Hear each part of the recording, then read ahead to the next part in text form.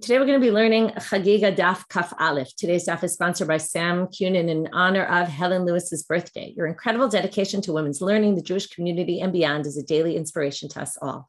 Thank you for all your guidance, kindness, and patience. Love, Mim, Nat, Toby, and Sam. Mazal Tov. Okay, a few quick announcements. So our Shiur is coming up. The registration should open later today. Next, it'll take place on Tuesday. Again, the Hebrew one is on Monday. And the English one is on Tuesday evening, Israel time at 8:30. And I hope you're all going to be there. We have a great program lined up. You'll see it all when the registration goes up. And if you haven't yet done our tapestry, we've got a lot of people who already put in their stuff, but we're still waiting for more. So anyone who hasn't yet gotten in their tapestry, so please get it in as soon as possible. If you don't know what it is, you can look at our site on the menu bar. It says tapestry, and you can learn all about it. Okay, the other thing is for Yevamot, I just want to announce that we're proud to launch. We have, number one, we have the bookmarks, which should be on their way to you. They've all been mailed out wherever you live. All at this point is in the hands of the mail system, which we know is not the most reliable. And the second thing is we have a great project that we're launching, which is I guess it's sort of animations and of Yevamot that are going to help us with our learning. Try to come up with all different ways to help you. It's an interesting Masechet, yet a little bit complicated about relationships. So since it's all these familiar relationships and then things happen, someone dies, someone this, we made up animations. We had a great staff of women working on it. And that's all going to be ready for launch when we begin Yevamot. So good things to look forward to. And I just want to remind everyone that the Shiur, we want to use as an event to encourage more learners. So invite other people, even if you haven't been part of the learning, they can all join the Shiur as a way to inspire people to want to learn more. Okay. One last thing, there'll be no Zoom this Friday. Okay. So you're asking, there'll be no Zoom this Friday, but the podcast, the Zoom, the YouTube, everything will be up as normal. It'll go up Friday morning, and then also Shabbat stuff will go up. But did I say Thursday? I'm sorry. I don't know what I said, but Friday there will be no Zoom class, but Daf will go up as normal. Okay. It'll even go up earlier. So those who wake up early and want to learn earlier or want to learn in the evening somewhere else, or any other time, it'll be up a little bit earlier than usual. Okay. Starting with our daf. We had a long Mishnah yesterday, and there's a good chart again at the end of the day. Let me just make it clear because I wasn't clear. There is Zoom on Thursday. There's Zoom every day, right? There's Zoom tomorrow. There's just no Zoom on Friday. Sorry for the confusion. Okay. So we had this Mishnah where we listed all the chumrot, the areas where there's stringencies for Kodesh. Kodesh, again, is often sacrificial meat, but it also includes other sacrificial items. Like, for example, there's incense, which is used for the sacrifices. There could be coals that are used. There's they use for burning the incense. There's frankincense that's used sometimes. All those, or there's the mincha offering, which could be, a dough mixture. It could be the flour itself. All those, when they're put into a clay kodesh, into a sanctified vessel, they become sanctified. So now we have 11 things listed in this Mishnah, 11 ways in which things are more strict for Kodesh than they are for Truma. Okay, so I'm not going to go through the list again, although we will see some of them later today. And over the course of the next few dapim, we're going to deal with them more in depth. The last one we didn't get to, which is because it starts on Daf Kaf Aleph, our daf. So now we're going to start there. Ha'onen u'mechusar kippurim tzrichim tefillah lekodesh, aval lo letruma. We need to explain a whole bunch of things in this one line. An onen is someone who, a close relative of theirs died. They are in a status called onen. There's a whole debate about exactly when the Doraita status is, when the Dorabanan onen, but basically, for the most part, it's when someone dies until they're buried. In certain cases, if it's the same day, it will even continue. If you're buried the same day as the death, then it will even continue all the way to the end of that day. There's debates whether it's only the day of the death or also until the burial, whether on a Doraita level, but on a Dorabanan level, it basically covers that period. There's a few interesting laws about this period. So you're not supposed to be doing mitzvot. You also are not allowed to eat, not maaser sheni, and not kodesh. Any sacrificial items are not allowed to be eaten by you. You actually can't eat truma. I'm assuming this is because if you're a Kohen, a lot of your food is truma and you'll have nothing to eat, but you can't eat kodesh and maaser sheni. So because you can't eat kodesh, okay, any sacrificial items, they make a special chumrah here that the onen, let's just start with the onen, and then we'll get back to the mechusar kippurim, tzrichim tefillah lekodesh. Since you're going from a stage where you can't eat kodesh and you're moving to a stage where you can eat kodesh, so we're basically going to say you have to do a tefillah in the mikveh in between as a way of signifying I wasn't allowed to eat sanctified items and now I can. Same exact thing with the mechusar kippurim, but we need to first understand what's a mechusar kippurim. We've mentioned this not so long ago. It's someone who undergoes a process. Okay, usually it's a 7-day process, like a leper or a zava. Okay, the exception is a yoledet, which is a longer time period. I'm not going to get into all the details, but when they finish the process they go through, usually, we'll talk, the yoledet a little different, but usually they go to the mikvah to finish their process in the morning of the last day. Like let's take a zava on the morning of day number 7, she goes to the mikvah or a leper, and then at nighttime, right, they have to wait for harev shemesh, for the sun to set fully. Usually we say it's seder kochavim, when the stars come out, and then they're pure, okay? Then they can eat truma and anything else. Well, not really anything else. They actually can't eat sacrificial meat yet because they haven't finished their process. Because on day number 8, they still have another part of the process, which is they have to bring a sacrifice. So after they bring the sacrifice permits them to eat kodashim, sacrificial items, which is what they just brought. Okay, so now, because again, they're going from a stage, it's exactly like an onen now. It's very different from an onen, but the halacha is the same. They're going from a stage of not being able to eat sacrificial items to a stage where they can. So we make this separation and make them go to the mikveh. In this case, it's a little bit strange to going to the mikveh because they just went to the mikveh yesterday. But the mikveh here functions. It comes for a different function, specifically for kodesh. But you don't need it for truma because you can eat truma when you're an onen, and you can eat truma when you're a mechusar kippurim. Okay, mechusar kippurim literally means you're missing atonement because you're missing the sacrifice. You haven't yet done the sacrifice. In this case, it's actually funny because it really means when you've actually no longer a mechusar kippurim after you finish bringing your sacrifice, then you do the tefillah and the mikvah. So now we're going back to case number 1. Case number 1 was a kli inside a kli, meaning you have a vessel and it's inside another vessel, and you put them both in the mikveh together. So the Mishnah says it doesn't work for kodashim, it does work for truma. So now the Gemara is going to ask, Bekodesh my time alone, why doesn't it work for kodesh? Amar Rabbi Ila, in other words, why wouldn't this work? Right? Theoretically, okay, the assumption is the water can get inside, right? It can get into everything. So what's the big deal? Just because there's one utensil sitting in another. Water gets in, mikveh, it should be fine. And it obviously somewhat works because it works for truma. So now the question is why? We're going to have 2 answers to this question. First, for a little while, we're going to deal with, in fact, the whole daf until we get to close to the end is going to be the first answer. Amar Rabbi Ila, mipnei shekvedo shel kli chotzetz. It's the weight of the kli, because you have one vessel inside another.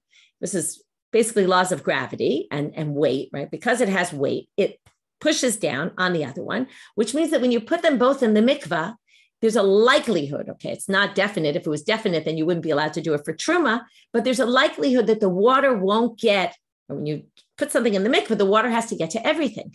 If it's weighted down, basically, in this other utensil, then it's unlikely the water is going to get all the way through and surround the inner vessel. And that's what he thinks the issue is, which is what we call in halacha chatzitza. It's a separation. There can't be any sort of separation between the item, right? If it's the person, if it's an item that you're putting in the mikvah, the item and the water. So that's what he thinks the issue is, to which the Gemara immediately questions and says, wait a minute. But there's another case in the Mishnah that's a chatzitza case. And that's, I believe it's case number 6 in the Mishnah, okay, which is Bekodesh, okay, we'll read it inside here. Dekatane Seifa, it says further on in the Mishnah, Velo ki midata kodesh midata truma. Maybe it's not actually case number 6, but I don't remember. You can count and let me know. But the kodesh is not the same as the truma. In what way? Shebekodesh matil uminagev umatbil. Okay, you can easily look at the chart on the sheet and it has them all listed. So in kodesh, you have to untie any knots that are there, right? We said it was either untying a cloth that was tied together or maybe a utensil that has pieces that are tied to each other. And then you have to be minagev and dry it well before you put in the mikveh, and then umatbil, so that there's no separation between the water and the utensil or the cloth or whatever it is. Only if you want, you can tie it. Thank you, Gita. It's case number 5. Ubitruma, but when it comes to truma kosher, matbil. Okay, when it comes to truma, you tie it, and then you don't have to, but you can, and then put in the mikveh. So that's clearly a chatzitza case. There's no other way to look at it, to which the Gemara says, how can Rabbi Ilah say that case number 1 and case number 5 are both chatzitza? Doesn't make any sense. And even if, let's say you did, which we will explain in a minute, and we're going to still have this question once we explain it, it's a little bit weird that they didn't put 1 and 2, they would put it as number 1 and number 2 and not number 1 and number 5 in the list. It seems weird. 2 come from the same topic. They should be next to each other. But that's not what the Gemara is asking. The Gemara is asking, why are there 2 separate cases listed? To which the Gemara is going to answer in their typical manner, Sricha, you need both cases. If you have one, there are 2 different types of chatzitzas, and they're necessary. Again, the Gemara then doesn't address why are they separated in the Mishnah in this way, but okay. So why do we need them both? De'iyashmin and Reisha, if we just had the first case of kli inside a kli, vessel inside a vessel, then Hava Amina, I would have thought, Hainu Tama Kodesh Lo, the reason why we're strict here and say you can't do this when it comes to sanctified items, Mishum Kvedo Shel Kli De'ika, because of the weight. Weight is a very significant thing. The weight weighs down, and it's very likely it's going to cause a chatzitza. But Aval Seifa, Deleka Kvedo Shel Kli, but if it's just knotted together, presumably it doesn't have any weight here, weighing it down, in which case maybe it's less likely to have a chatzitza. You might have thought in that case, we're not going to need the stringency and say that this doesn't work for Kodesh because it doesn't have that weight issue. Now, we're going to obviously, you're probably thinking, well, a knot is actually more of a chatzitza than the weight, and that's what we're going to prove in the second part of this tzricha. In other words, logic can prove one way. Maybe weight is more significant and is more likely you're going to have a chatzitza. And now we're going to prove the reverse, which is because if that was the case only, then you could have just taught us the case of the knots, and then you would know also about the case of where there's weight. But the Gemara now says that Yashmin and Seifa, this is always the way tzricha works. You have to explain why you need the first one and not the second. And then you have to say, well, why you need the second one, not the first, or the reverse order. Here it actually starts with why you need the second one. And then it says, well, why do you need the first one as well? So right, if you had one, you could have lived the other. And what about the reverse? Okay, so Yashmin and Seifa, if we just had case number 2, Hava Amina Hainu Tama de Kodesh Lo Mishum Tikitra B'Maya Ahaduke Mehadet. You might have thought in that case, okay, we're already on a bet here. You might have, I told you it was a short daf. You might have thought that in that case, knots in the water stick to each other very well. Whereas think about it, when you go and put something in a mikveh and you put a vessel in a vessel, it's true there's weight, but then the water comes in and the water moves things around. So you might have actually, you could prove the opposite logic. If we just gave you the second case, you would have thought, oh, maybe the first case can actually work because it doesn't have this knot tying it together and creating a strong chatzitza, right? Haduke mehadit means it's stuck together. Right? So avaresha demaya akpuyemat palulamana. The water moves around, right? Makes it float. So because it makes it float, it's much less likely that there'll be a chatzitza. So again, each case has a certain aspect of it that you might have thought it wouldn't need. Therefore, the Mishnah needed both. So again, we're back to Rabbi Ilah, who says the reason for a utensil within a utensil is because of chatzitza. And you needed that in addition to the other case of chatzitza with the knots, because each one teaches you something different, that if you only have one, you would have not necessarily been able to learn the other. So therefore, you would have said, I just didn't finish the last words there, right? I'm just going to go back to the beginning of the sentence, aval reisha, or the middle of the sentence, aval reisha, but the earlier case, demaya, where it's water, akpuye makulu lamana. In other words, it's a kli and kli. The water can make the vessel float more, and it wouldn't be lo havia chatzitza. It might not have necessarily been a chatzitza, and therefore it's tzricha. Okay, and that's why you need them both. And now they say another thing about Rabbi Ilah, that Rabbi Ilah leta'ameh. He is consistent within his approach, where he appears elsewhere saying the following thing. Rabbi Ilah, Rabbi Chanina bar Papa, when he was talking about our Mishnah, Rabbi Ilah said in the name of Rav Chanina bar Papa, Eser ma'alot shanukan. There's 10 cases in this Mishnah. Okay, no, there's not really 10, there's 11. Okay, so why are there 10? Well, that already proves it. Why are there 10? Because 2 are the same. 2 are chatzitza. So he called them 10 cases, which we're going to see. The other opinion, which doesn't think it's because of chatzitza, is going to say 11 cases. Okay, so he is consistent within his approach because he calls this Mishnah 10 cases because 2 are really one and the same, and he counts them as 1. And now this actually, the second part of what he says here, we're not going to have any disagreement about. Chamesh rishonot, the first 5, bein lekodesh, which is really the first 6, because again, case number 5 and case number 1 become 1. So it's really 1 to 6 in the Mishnah. What's unique about them? Bein lekodesh, bein lechulin shenasu al taharat hakodesh. The first 5 are relevant not only for sanctified items, but are also relevant. Remember Rab Mary yesterday, who said that if you treat your non-sacred items as if they have the sanctity of sanctified items, even though they don't, but that's how you treat them, they're going to be the same as Kodesh, basically. So now we're going to see a case where there's a difference.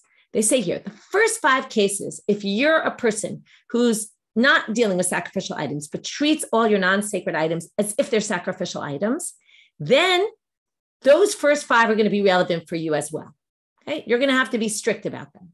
However, achronot, the second set of 5 cases in the Mishnah, right, cases 7 through 11, are going to be lekodesh avalo lechulin shenasu al taharat hakodesh. They're going to be only relevant for real, actual sacrificial items, and not for people who just treat things like sanctified items. Okay, not going to be relevant for them. Why? So my time, and that's the obvious question. Well, chamesh kamaita de'itlehu. By the way, this whole thing at this point is totally irrelevant to Rabbi Ilah.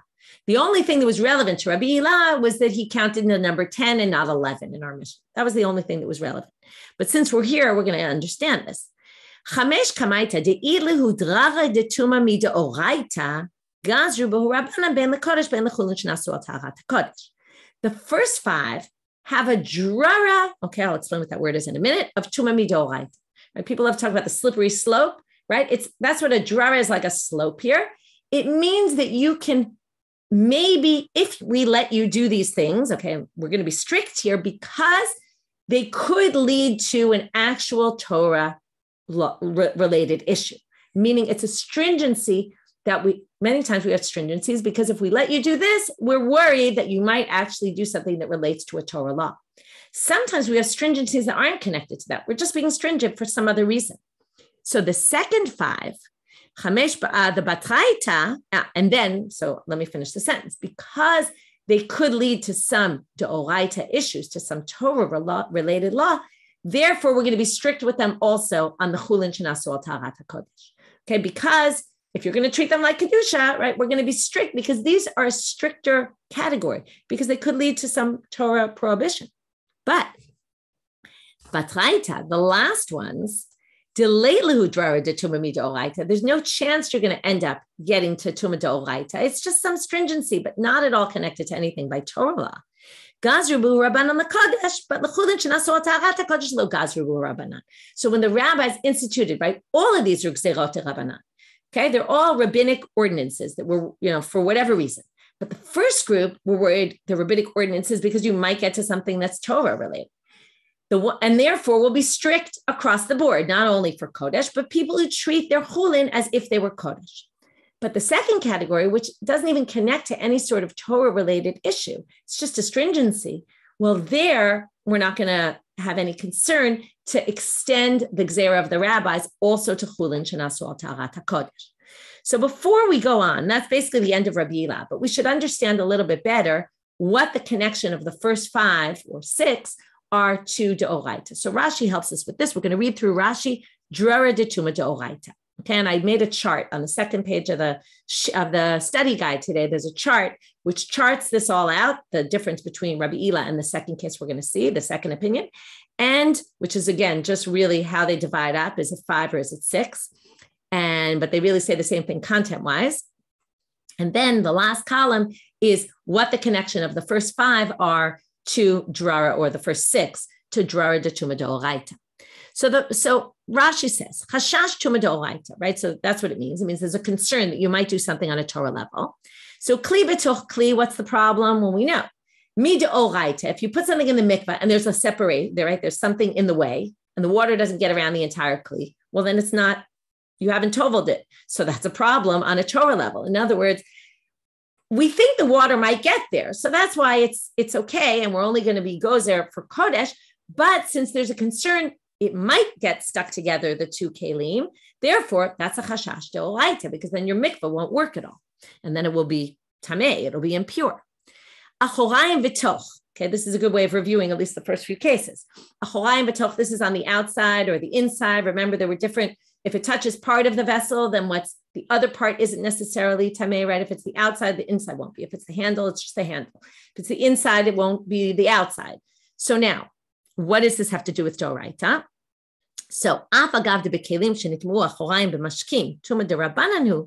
this is a little complicated, but even though if you have kelim that basically mashkim, liquids, we're very strict about. Okay, the reason is because there's certain liquids that are high level tuma. Therefore, the rabbis were made a gzera on all liquids, and if liquids touch the vessel on the outside, for Kodesh purposes, we're going to be stringent and say it's as if it was inside. Okay, now what's the doraita here? Because it's just a stringency of the rabbis about liquids, but they say, so miu ka'amor rabbana mashkim mitamim kli mishum gzera demash kezav v'zavahu. The reason is because the liquids of a zav or zava, kigon roko umemei raglav, okay, urine or saliva that comes out of a zav, okay, and a zava, and a bunch of those people, hani mitamim klimi deoraita. That could actually pass on impurity on a Torah level, because that's considered an avatuma. Any liquids that come out of the body of a zav, or certain liquids that come out of the body of a zav, for example, or a zava, are, okay, it says in the Torah and Anida, we saw this just yesterday about her saliva got on the thread, remember? So because of that, they actually are matame midoraita. That's why this, if we allow it, right, and not only the matami deoraita, but betuma deoraita, if it's tuma on a deoraita level, then ein chiluk b'kli shetef ben achorayim letocho shebachol makom tuma nogad bo nitma kulo. In a case of the saliva or the urine of a zav or a zava, for example, it would be matame everything. It touched the outside, the inside will be on a Torah level. That's why we make this gzeira de Rabbanan, that when it comes to Kodesh, we're going to basically, if a liquid came in contact with the outside, we're going to assume it was also on the inside. We're going to make it tameh also on the inside, not because it itself, but if we don't say that, then you might be mistaken and think that that liquid is the same as the liquid that comes out of a body of a zav, and you'll be lenient there. And again, you'll get to a problem that's a Torah level problem. Okay, next case, noseit hamidras. Okay, if you carry the midras, okay, this case we didn't go into so much, and also they're going to say, "Ernami chashash tuma deoraiti kedimefarish begemara maaseh ashen nefla ritzvat sandal avir chavit." We're going to see this tomorrow, where something that was tamei midras got into the airspace of a barrel. We're going to leave this till tomorrow when we see it in the Gemara. Big day ochle truma midras lekodesh. Remember that one? We're worried that if I keep things at a certain level, right, then we say, okay, my level is truma. But we're not going to trust me. And I say no nida sat on this cloth. But if you're eating sacrificial meat, you can't trust that. Now, obviously, this is doraita. Why? Because maybe I'm not as careful as you are. Maybe I didn't notice that Anida came in and sat on it. Now, if Anida sat on it, it would be tameh on a doraita level. So that's why this is, again, a gzera that could lead to a Torah prohibition. And is that it? Chashash tuma doraita. Kelim nigmarim. Okay. We don't have to get to the chatzitza case because that already we said, right? The tying is another chatzitza case. And now we get to kelim nigmarim b'tahara. This we actually saw yesterday. If I finish a kli, meaning I make a cloth and it gets to the size where it could all of a sudden potentially be makabel tuma, but I know that from then on everything was tahor, we still don't allow me to use it until I put in a mikvah, right? I have to purify it because maybe it came in contact with impurity. Why? What's the issue here? Well, the issue is mishum tzinor da'ama aretz shema zavku.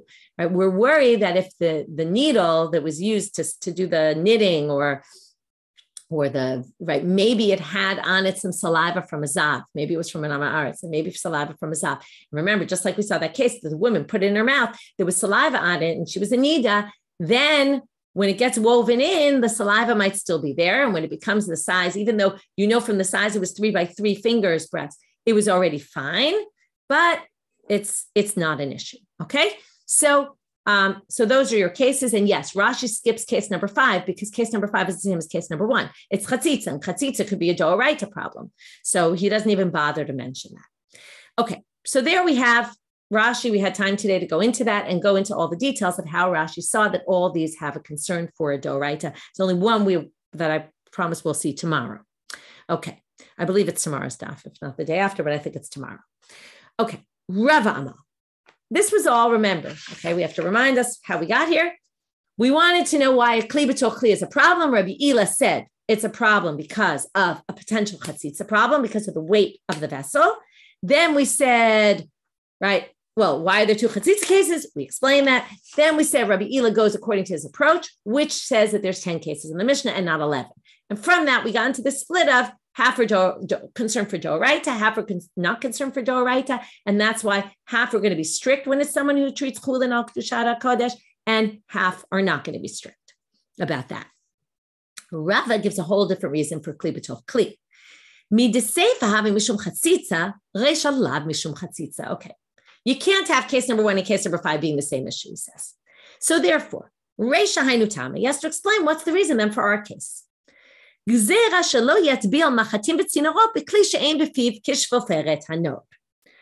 what's this? Seems like a lot of new terms. Well, we're worried that you're going to have a vessel within a vessel. Normally, you imagine a vessel within a vessel. Okay, a bowl inside another bowl or something like that, or a bowl inside a pot. But what if you have a kli with a vessel with a very narrow opening, and in that you put other things? Now, what could you possibly put in there? Needles. Needles are very thin, right? They could fit in. So imagine you have either sewing needles or knitting needles that are a little bit bigger, and you stick them in this vessel. It's kind of like a flask with a very narrow opening that's less than shvoferet hanod. What is shvoferet hanod? A node with these, you can, if you have the Koran, you can see the pictures. It's these canteens that they used to use made of leather, and they had this opening, and it's basically a straw. A shvoferet is a reed. Okay, it's a skim bottle, it's called. Shvoferet is a reed with a, right? It's got a hole in the middle and something on the outside, right? That you use just to drink from it. So it's basically a straw, okay? Ancient straw. So if you have this straw and you have an opening that's less than the width of a straw, your tefillah is not going to work, okay? If I have needles inside this canteen, this flask that has a very narrow opening, less than this shvoferet hanod, and it goes inside the water, it's not going to work. If I have a wide opening and one goes inside the other, assuming there's no chatzitza, it'll actually work. So he says, we're not concerned about chatzitza because of floating, right? It'll float and the water will get everywhere. That's not his concern. Obviously, if there really is a chatzitza, it's not going to work. But that's not what he says the case is. Now, he says it's a case that we're worried about any case, even when it's wide, because we're worried that you might use something with a narrow opening and think that it's going to work and it doesn't. Why doesn't it work? Well, that we're going to have to learn further, which is keditnan, as it says in the Mishnah. We'll go a little into tomorrow's daf because we have a lot of time today. And we'll just kind of finish, okay? We won't fully finish, but we'll at least come full circle here. Eruv mikvaot kishvoferet hanod. This is a very relevant halacha. Okay, I don't know if you know, but mikvahs nowadays, the mikvahs themselves don't always have all just rainwater, okay? But they're always connected with a tube that brings water that's rainwater that basically is called hashaka, like kissing kind of thing, where they're touching each other and there's a hole in, like a pipe basically, which is a hole. And the water touches kosher mikvah water, and that's how we kosher, that's how our mikvahs stay kosher for the most part, as far as I understand. So now, if I want to do that, so a simpler case, forget about our mikvahs, but I have a mikvah that's 40 seah. Next to it, I have another hole that only has 20 seah. If I connect the two with a hole that's wider than shvoferet hanod, than this straw type thing, which we're going to explain right now, is ke'ovya u kechalala. How do you measure shvoferet hanod? It's basically the width of the empty space and the straw itself, okay, the reed itself. So there's a thickness to the reed, and it's both. In case you don't know what size that is, they tell you in this Mishnah. Kishtei etzbaot chozrot limkoma. It's the width of 2 fingers that can move around, okay? It's a hole where I can put my fingers in, and not just that they get stuck in, but I can actually turn them, okay? I can move them. So that's the size of the hole needed. If I have 2 mikvahs, one's kosher, one's not, and there's a hole in between them that basically connects them, that's wider than this space, it's kosher. So now adapt that to our case. Our case is basically a flask which doesn't have that much of a hole in it and an opening, which means that what we basically do when you have a kli and a kli, it's almost like there's a mikveh inside the utensil, but you can't have a mikveh inside. It's not like the mikveh waters at that point are in something that's not attached to the mikveh in a kosher way because the opening is too small. So again, he says, don't put a utensil in a utensil because we're worried that maybe you'll end up using a utensil that has a very small opening and putting needles inside, and then it won't work. So because of that, we don't allow you to do it in any case. Okay, we'll see. Maybe he doesn't really mean in any case. We'll get to that tomorrow. So now I'll just go on a little farther. Just like we said that Rabbi Ila is consistent within his approach, and he holds like, right? He says that it's 10 cases in the Mishnah. We're now going to see that Rava himself didn't say this, but he must hold like someone else, Rav Nachman, who said in the name of Ravua, there's 11 cases in the Mishnah, and this works perfectly well because there's 11 cases because he doesn't think that 1 and 5 are the same case. He thinks they're 2 different cases, and therefore he counts 11. And in this case, his split of which ones go where is going to be the same. Okay, shesh rishonot, because now he counts 5 in the right. We're going to have the same 6. Same thing he's going to say now. Bein lekodesh, bein lechulin shenasu al tahat hakodesh. Since they all have a concern, we're going to get to a doraita problem, a Torah law. Therefore, they're all going to be applicable also for chulin shenasu al tahat hakodesh. But achronot lekodesh avalo lechulin shenasu al tahat hakodesh. Okay, we'll end with this, which is again first 6 versus the last 5. So it's the same split. It's just that he says there's 11 cases rather than 10. And that's how we work out the 2 answers. So again, it was a very simple Gemara, really, because all we had was a question. What is the reason for kli b'toch kli?